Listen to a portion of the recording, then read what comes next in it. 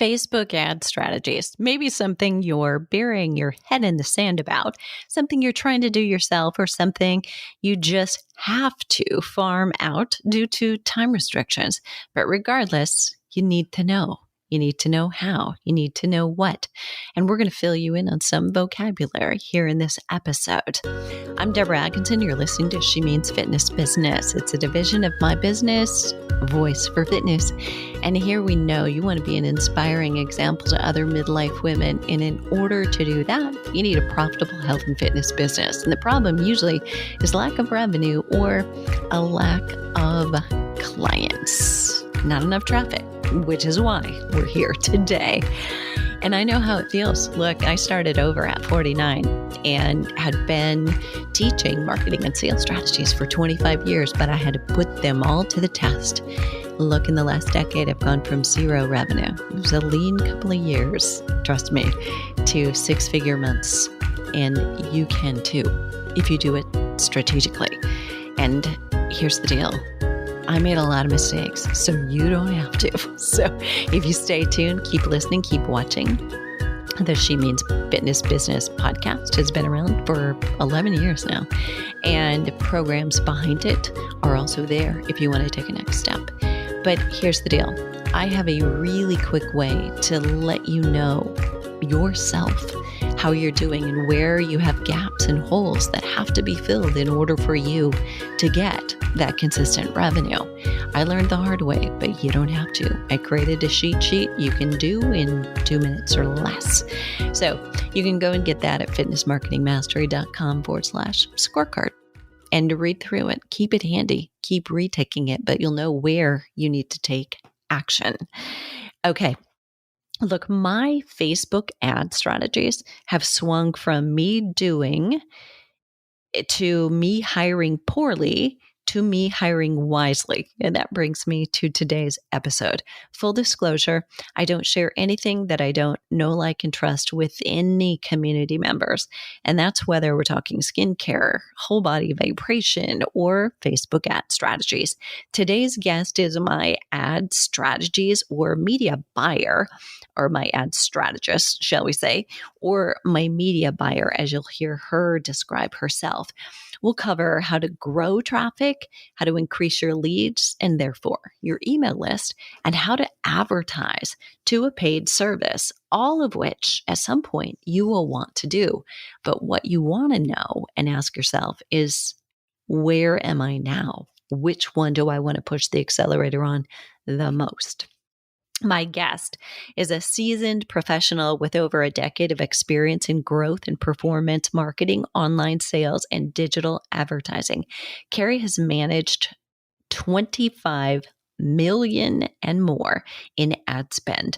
Her expertise includes meta campaigns, which AKA, if you don't know, old school like me, Facebook, specializing in direct response, e-commerce, events, app downloads, lead generation. She excels in full funnel conversion optimization, attribution tracking, and troubleshooting for the health and fitness industry, serving coaches, activewear brands, naturopaths, and doctors. And we really unpack it all. You'll see by the list of questions in the show notes if you're coming over, and you will want to get her links. And listen, don't y'all tie her up, okay? I need her. So no matter what time of year you're listening, but in particular, as we release this, it's the last quarter of the year. In my mind, and always has been true, this is when you plan for a wow next fiscal year. So let's dive in. Carrie Gottschalk, thank you so much for being here. Thank you for having me. This is such a point of maybe confusion, frustration, and vulnerability for a lot of the personal trainers, the health coaches, whether they're working in a studio, they own a gym, or they're just working solo. And I should not say just, but they're working solo, trying to get found online or off or in some kind of a hybrid business. So you are riding in on the white horse to give us a little insight. So no matter where you are in your experience as you're listening, haven't even thought about doing paid ads. You're still working on making sure that you know your customer and have an idea of how you want to distinguish yourself among all the sea of other competition that's out there. This will be here when you need it to listen to again, most likely, and get another vantage point. Some of the things said today may be over your head, but let that be okay, because we'd rather be 2 steps ahead of you than behind you. So, where do we start, Carrie? And I'm going to just I'm going to dumb it down by being dumb, because that's really easy for me when it comes to Facebook ads. Where's the best place for someone to start if all I know is I want more traffic? Well, I think the first place you need to start is you need to decide if you want to run ads on your own or if you want to outsource the ads to a media buyer. So that would be number one. And if you're going to outsource the ads to a media buyer, I know that can be scary because media buyers these days are a dime a dozen to hire, right? So I guess a few tips I could give you on this is just look for a few simple, easy green and red flags when it comes down to qualifying and hiring a media buyer, if that is what you're looking to do. So before I go any further, so would you qualify yourself as that's what you are? Your role and title is media buyer? 100%. That's okay. All that I do. That's what I specialize in. Is this going to be edited out? Is that what you're asking? No, Oh, not sorry. at all. I didn't know if you were. We don't edit. We show them all the dirt. But Okay. my question is, I think someone might have thought, well, I'm looking for a Facebook ads manager. How is that different than a media buyer? Or is it just semantics and titles? So yeah, a Facebook ads manager, a media buyer, they're one and the same, but there's a lot of different rules. So there could be someone that does Facebook content. So someone that does Facebook or organic content might be more of a copywriter, a graphic designer. That is going to be different than a Facebook media buyer, Facebook ads manager, because the media buyer, essentially, you need to look at hiring them similarly to almost how you would hire or qualify a financial investor to work with. Mm-hmm. They're going to be spending your money. You want to make sure they're doing it wisely, strategically, and profitably. And you need to make sure at the end of the day, you're getting a return on that spend that you're giving them. Because there are some clients or people that I work with that want to spend $1,000 a month or $5,000 or $10,000. And you need to make sure that if you're spending so much, you're getting X return, right? That the money going in, you're getting back, but multiplied. Yeah, so true. And I think we had this conversation early on. I distinctly remember you were like, how much do you want to spend? And I'm like, depends on how much I make, right? I mean, if you're gonna make me a lot and bring me a lot of traffic, I'll spend more. I mean, right? If I'm getting $2 for every $1 I put in, I'll do that all day. But, right. So it's a hard question to answer, I think, when you first get started. Like, what's your budget? It's like, I don't know. And that's going to vary too. So when it comes to looking at budget, strategy, and that almost goes into maybe a second tip, but you need to understand, or a media buyer might need to understand, which is a green flag that they're asking you these questions, where you're at in your business journey and where your overall ad account health is. So if you're new, if you're just starting out, there's going to be a lot of steps to take to get it to a place that it's built up enough to make you profitable. But if you have loads of data, traffic, if you have an active ads manager, it just needs optimized, you could probably get through it a little bit quicker. Mm-hmm. So there are different pieces to all of that to make it successful.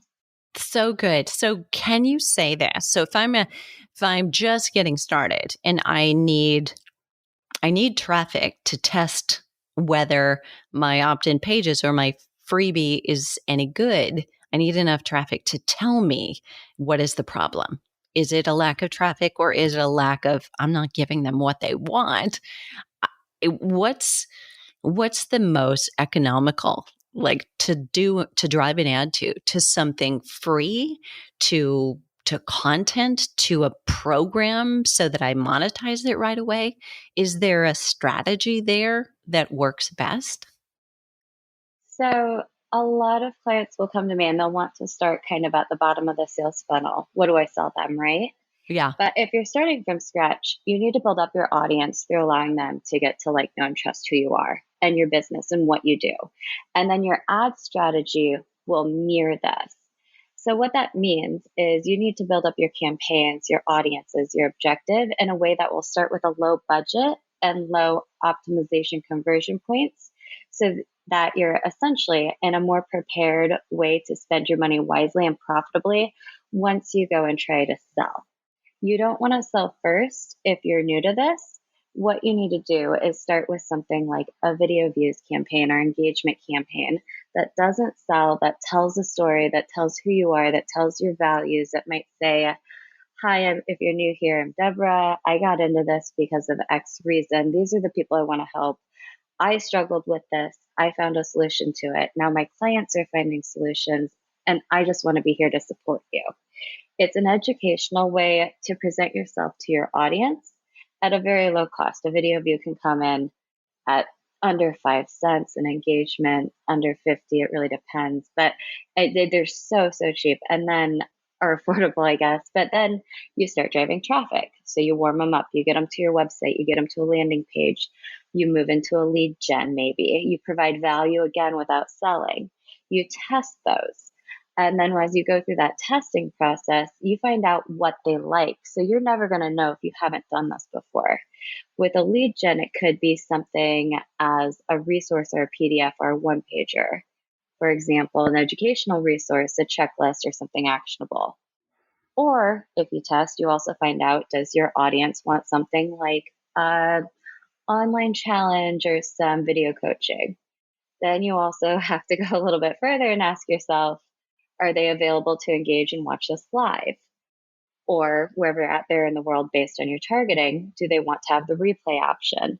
Which then even goes a bit further into understanding your audience. Are they a busy professional that might want a replay option or a resource?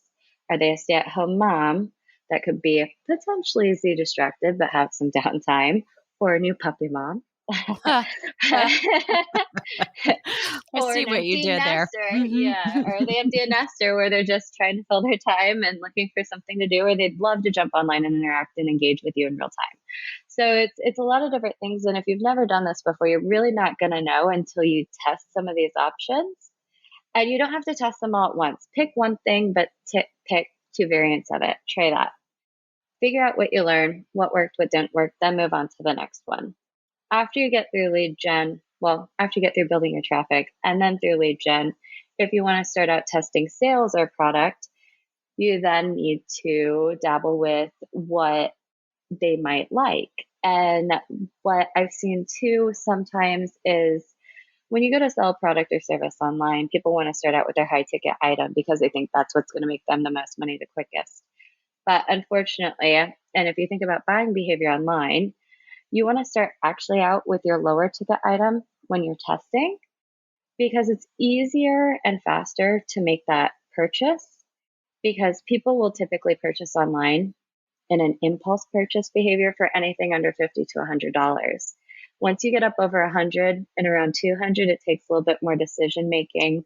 Past that, if you have a program or course or any product or service in the thousands, those get a lot harder. So that's why you just need to slowly build up everything to get to where you want to be. You can't just kind of dive right in and start with your biggest product first. That was so well described. Thank you so much. I have a question. So, kind of going back to this, I'm summarizing for those of you who are listening. So, it's really kind of a 3 steps ad strategy. So, first, you've got to build up traffic, get to know them, kind of here's me, here's my story, here's why I'm doing this, and why you might want to choose me as well. I have a question about that. So, first of all, that strategy, when you're just driving traffic, say to a video, so it's, a give and a sharing a story, is there any call to action at all in that? Even just a like, give me a follow, or how is that treated?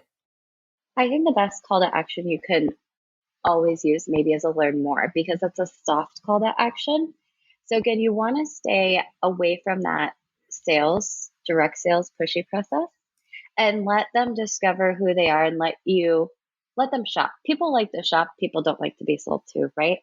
Yeah. So let them go to your website, do their own research. People are going to research things, decide, the next step. And that's where you can start to warm them up and push them down that funnel a little bit, because after they've watched your video, engaged with your posts, followed your page, spent time on your website, you can start to build custom audiences based around how well they like you and how interested they are in you, actually through that data.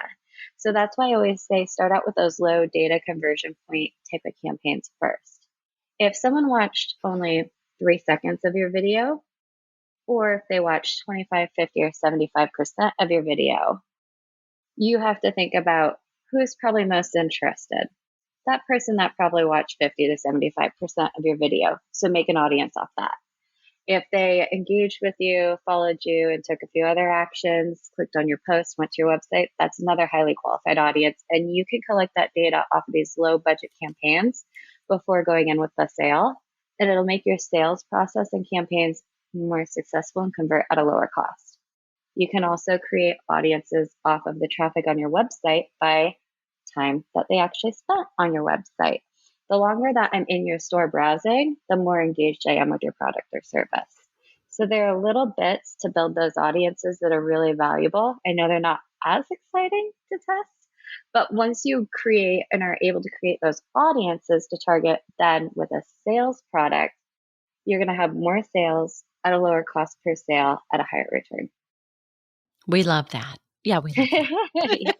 And that's how you spend $100 in a day and make 400 or whatever it may be. But Yeah. that's what you want to be doing. And those little steps in the beginning that are less exciting will get you there, because if you just start at the bottom trying to push a $100 product, it's going to cost about $100 to sell that $100 product, which isn't profitable. Yeah. That's not a model that works for very long. So those 3 steps again. So this is the traffic. It's like telling them about you, your why they want to follow you, getting them warmed up. Then there's the lead gen. So you're sending them to that freebie that's irresistible, that, oh yes, I want that checklist. And then it's the sales of a product that happens. So that strategy, could be a really hard question to answer. Maybe it's different for everybody, but is there a roughly, this is how long it takes to warm your audience up to traffic before lead gen works, before going directly to products work? Is there a timeline? It's really different for everyone, actually. And I hate to say it depends, but one of the biggest things it depends on is, I hate to say this, kind of your budget. So if you're only testing $100 media spend a month, you're not going to get there very quick, because you're not going to be able to gather enough data quickly enough. You still want to go through that process wisely, though. If you spend it on video views, you're going to get a lot of data at really low cost. And that's why I say do this strategically. You're going to get a lot of engagements as a really low cost, and you're going to get a lot of website clicks at a really low cost.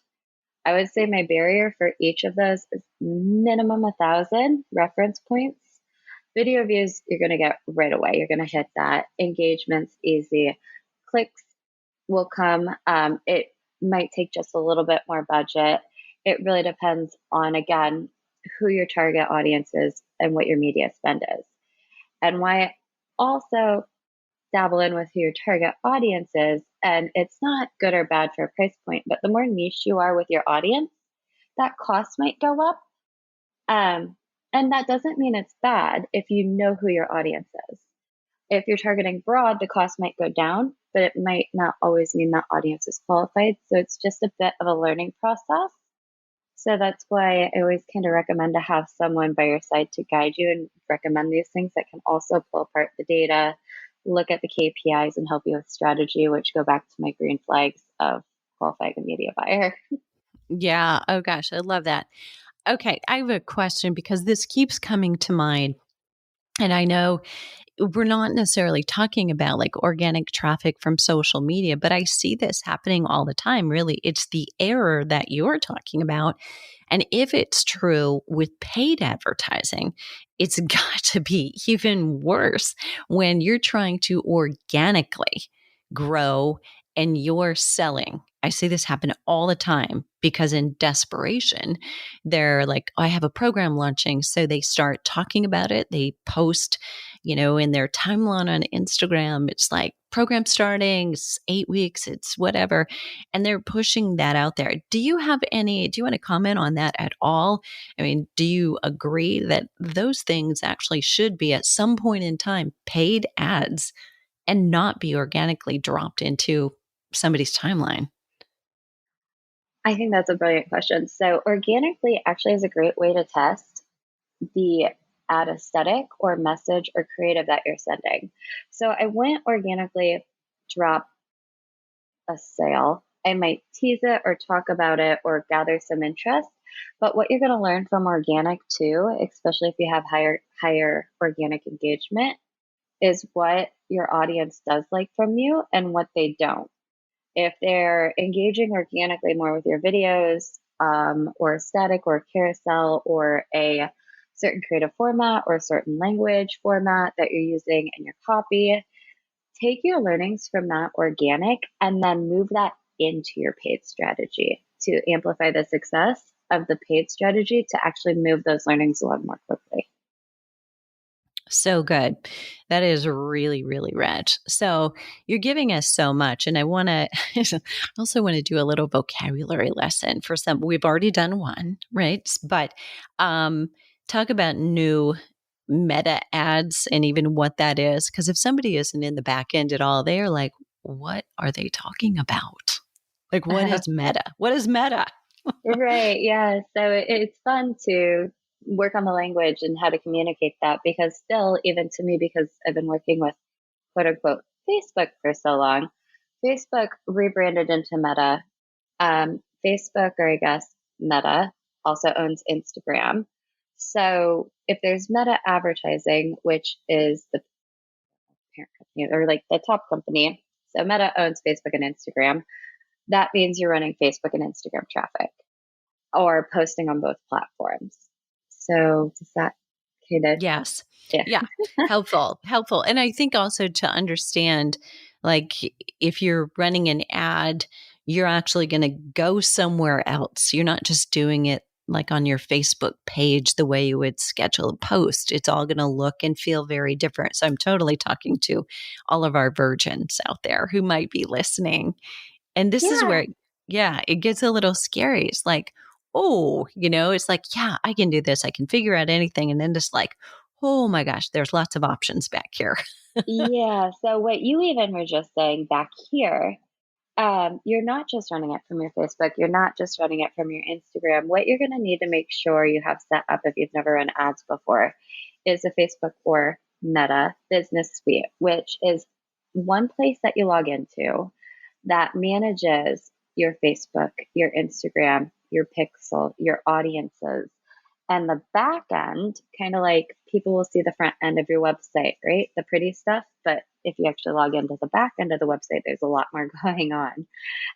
That's the same for media buying. You're going to log into the business manager, business suite. And back there is an ads manager where all of your ads are brand and organized in one place. And they connect the creative, the destination, the ad copy, the audiences to multiple placement options all at once. So I can choose to target with my ads both Facebook and Instagram at the same time. There are additional targeting options, but that goes into a bit of a rabbit hole. So it is a back end place that a media buyer would be managing the ads in that you want to ensure that you have set up or at least have started the setup process. Because if you're looking to outsource and if you don't have that ready, that's just another thing that they can or cannot assist you with that adds to that to-do list. So good. Okay, another vocabulary word, KPIs. So talk about that. I think indirectly you've mentioned it already, but maybe we haven't used that KPI to directly say, okay, here's options that you might have and how you choose.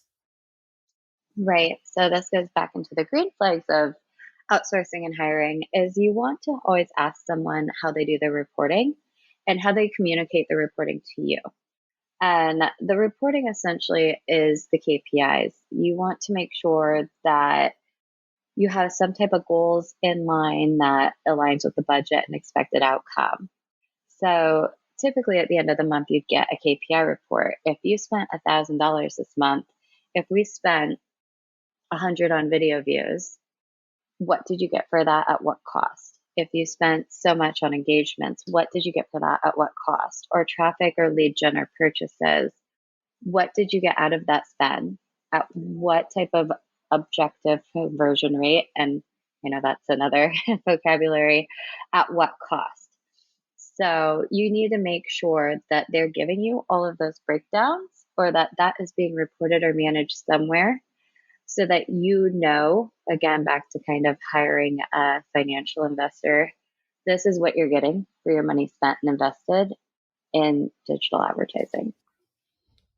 So good. That is really great. I have a question kind of back to really, it's all about me. So I'm thinking you and I off air should have a conversation going into this, but I'm going to be totally transparent because this is what we do.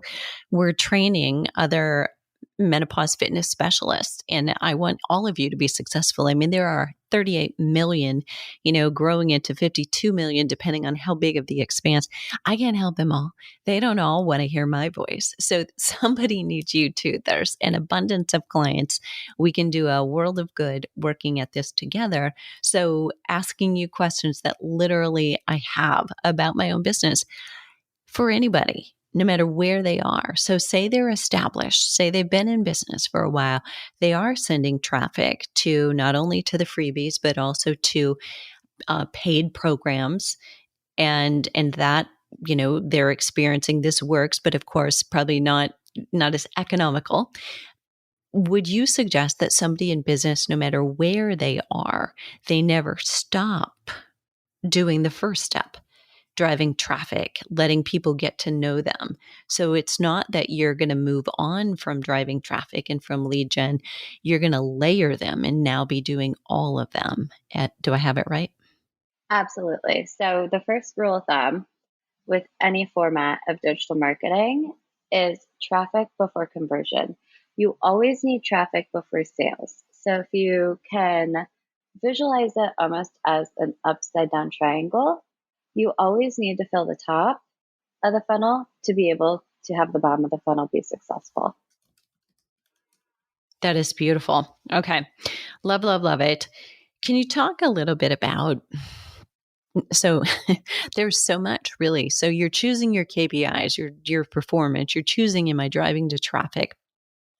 Getting people to know me or to a lead magnet. But then there's, okay, now I've got to sit down and I've got to write this ad. Am I writing the copy, and in what voice? Am I funny? Am I serious? Am I science girl? And then there's the pictures, choosing pictures and images that'll resonate, or do I do a photo or a video? Somebody with all of these bubbling up, what would you say when you're sitting down to write your first ad? With any ad copy or creative, the first thing I do to create the least amount of work for the client is look at the asset inventory you already have. Have you already wrote this somewhere? Is it on your website? Is it in an email? Is it in a white paper? Do you already own this creative? How do we then tweak this into an ad format? The second thing I would say is only do what you're comfortable doing as yourself, as Deborah. I know you're brilliant at your videos, and so that part of it, if you're amazing at videos and if you're comfortable doing that, make your own video. But if you're not comfortable writing your ad copy, discuss it with your media buyer, sort out, how do I write this, or how can I get it edited? So I'll offer my clients different pieces of media buying. I will tell them first and foremost, I'm a media buyer. I am the math. I am the strategic. I can invest this, spend this, make the ads work. I can put everything into an Excel sheet, but I am not a graphic designer or creative. So if you are able to give me a creative, that's great. If you need direction, I can give you some inspiration or examples. Then we need a source how to do this. If you want to write your own copy because you're really good at writing your own copy, that's great. But if you're not, I can assist you and give you a starting point, but then you tweak it into your own language. So there's just different ways to work with one, what you already have, two, what you're comfortable doing, and then finding out where you can work together on what you need to get done. I'm going to throw this out too. And I say this because I think I've learned this the hard way.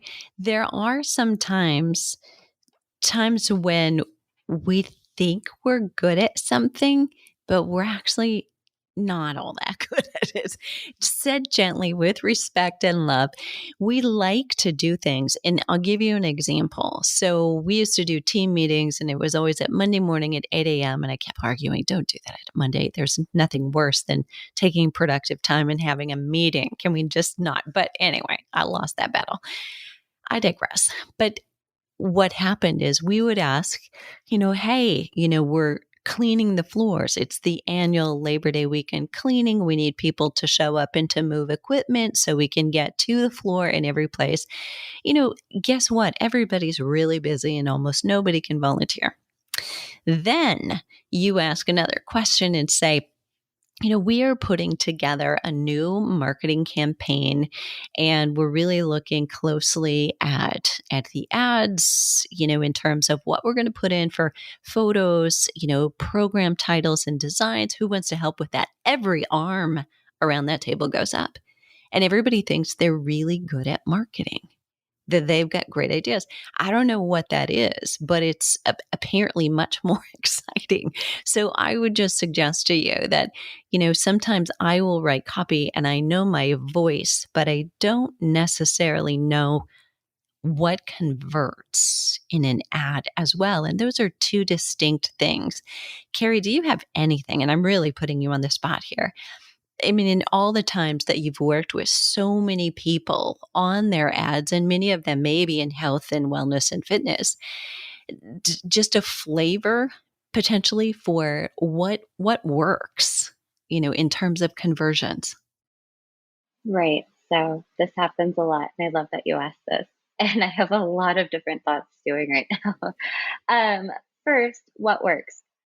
A lot of people make decisions emotionally on what they want to work or what they're connected to the most or what they came up with, right? If it's their idea, they're going to back up their idea no matter what. What I always say and what I try and do with my clients, especially with the ones that have a lot of design to them or different types of products, even if I think it's pretty or not so great, I will try to take a step back and look at the data. So you need to make sure the decisions you're making strategically on what you're marketing have some type of foundation to the decision based up on the data, those KPIs. What has worked in the past? What hasn't? What has performed? What hasn't? Then you break it down. You analyze it. Great. What made this work? What didn't? Pull that apart. Pick it apart. The next thing, too, is another point that you made. Everyone thinks they're brilliant at marketing. And we all do this. I'm even guilty of it. And I'll see this sometimes. I'm like, whoa, reread that from the consumer's point of view, right? Does this sound too markety? Because marketers have a tendency to ruin marketing, right? So we need to make sure we're talking to the other person like they're human, not like they're just a car. Like you don't want to be a car salesman, right?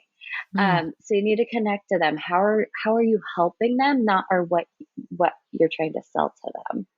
And then the other thing with the team meeting and everyone wants to help, that actually is a red flag. I typically, as a media buyer from the other type of point of perspective on this whole bit, is you want to limit the decision makers because the more people you have in the room trying to make decisions that aren't marketers, the longer it's going to take and the more it's going to muck up the waters. And you're not actually going to get to what makes sense to run or launch or how to write or what to design. So good. I feel like somewhere in here I should apologize. Just to make sure that I'm not one of those people who thinks they're good at marketing. No, you're brilliant. That's why I work with, yeah, you want to just make sure that you do a great job. But yeah, again, I think the biggest takeaway from that is don't make those decisions emotionally, which is really hard to do. Always look at your data and what you've Mm, tested and what you've learned. And remember, there's a human on the other side of the ad, not just someone you're selling a product to. So again, you have to connect to them. How am I helping you? mhm, Have I experienced the problem I'm trying to solve myself? mhm. I love that. And I also would just remind, this is probably saying it out loud because I feel like I need to hear it. But to every listener, when you're trying to write, whether it's ad copy or essentially we're doing some of this every time we write an email, you want to be just as thoughtful about it as an ad that you're paying for. I think every word is like $1 that you're spending. You're too far from clueless. So we sometimes intuit that, oh, we know what our customer is thinking or we know what they're feeling. But potentially it's been too long since you felt that way, even if you were in their shoes, that it really pays to ask and hear in consultations, talking to a lot of people and just asking them flat out the things that you think you already know is one of the best ways, I think, to come up with copy that really resonates with them. Anything you want to add to that, Carrie? Um, yeah, I don't know. Again, it kind of comes back when it comes down to copy. Again, I Mm, always look at the data, and I also just try mhm, to take a step back too, because I work with a lot of health and wellness professionals myself, and I'll look at what's important to people right now. What's going on in the world? What mhm, are they concerned about? What are they worried about? How can I help them? And I know this is a really funny example, but I'm in London right now. I'm working with a naturopath that has clients visiting and taking public transportation into their office. Unfortunately, the bed bugs from Paris have come up to London and people don't want to travel on public transportation. So we've very quickly adjusted our ad campaign and offering to online consultations versus in person. So it's just it's knowing what's going on, especially when you're in health and wellness, because that's ever changing month to month, season to season, whether it's different fitness goals. Do I have free time? Is it summer? Is it winter? Am I motivated?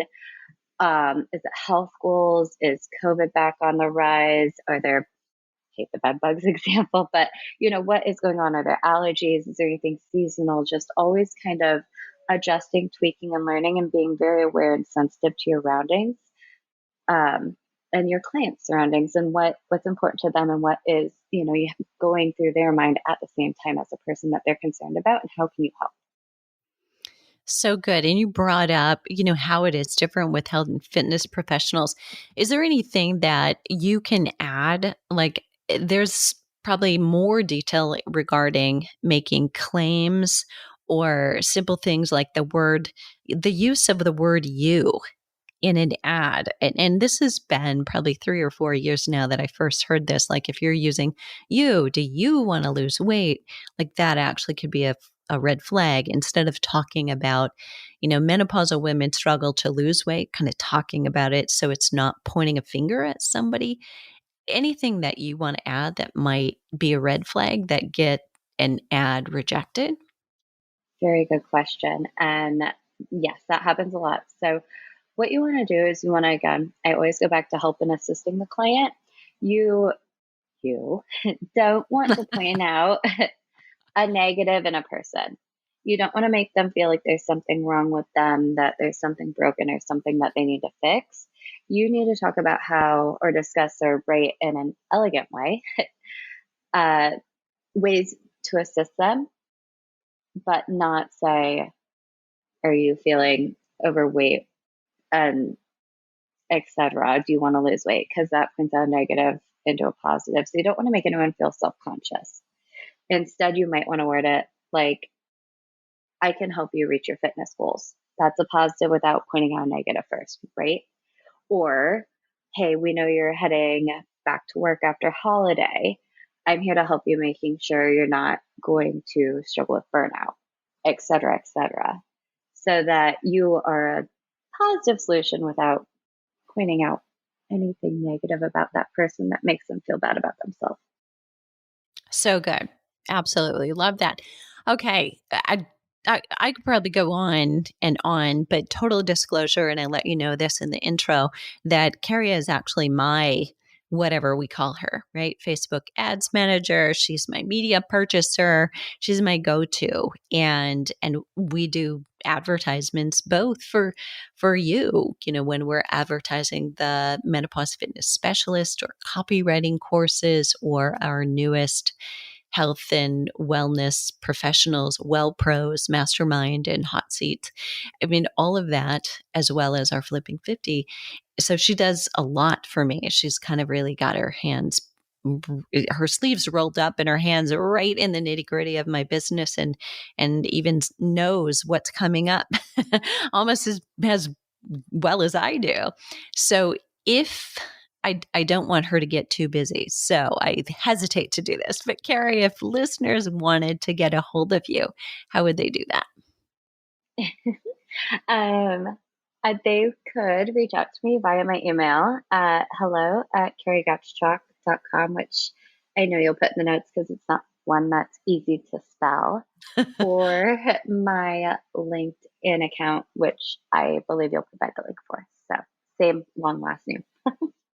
Sweet. All right. Yes, absolutely. We've got it. So I hope right now that you're taking some time for yourself and you're hiking, you're lifting, if you have to be commuting, you're doing that. So all the links will be in the show notes, and show notes for today will be at fitnessmarketingmastery.com/Facebook ad buying strategies. So I want you to go there and make sure that if you're doing it now, if you're thinking about doing it, you're not thinking about doing it, you have your head buried in the sand, but at some point you will do it. I want you to go and make sure that you're armed, because the best thing, at least, is to just begin having this vocabulary at your beck and call. Keep your antenna up. When it comes, you're going to have lots of opportunities to hire somebody. But I can tell you from the individual that I was working with prior to Carrie, I didn't know what I didn't know. And my team is like, what was he doing? Like, where was your money going? Because compared to working with Carrie, it's night and day. I know where it's going. I know what it's doing. And I was like, I don't know. He made it really sound really good. So there is that. Carrie, thank you again so much for being here. Thank you so much for having me. Okay, everybody. I know there's questions that you probably wish I would have asked. There's maybe questions I asked that you didn't know to ask, and that's really the biggest goal. But you'll find more at fitnessmarketingmastery.com.